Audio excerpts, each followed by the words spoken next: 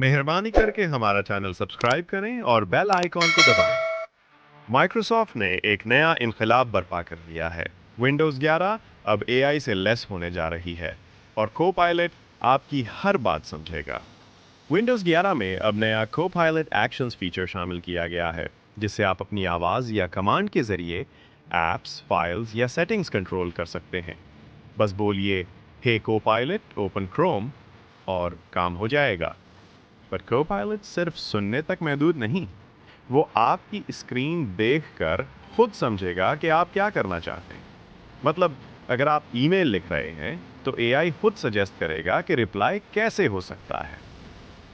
ये update productivity के लिए गेम चेंजर है, मगर इसके साथ प्राइवेसी कंसर्न्स भी सामने आ रहे हैं, क्योंकि कोपायलट को आपकी स्क्रीन और माइक दोनों तक रसाई मिलेगी। माइक्रोसॉफ्ट के मुताबिक ये फीचर अगले चंद हफ्तों में ग्लोबली रोल आउट होगा, यानी जल्द ही हर विंडोज़ 11 सारिफ एआई से बात कर सकेगा, जैसे साईफाई मूवीज़ में होता था।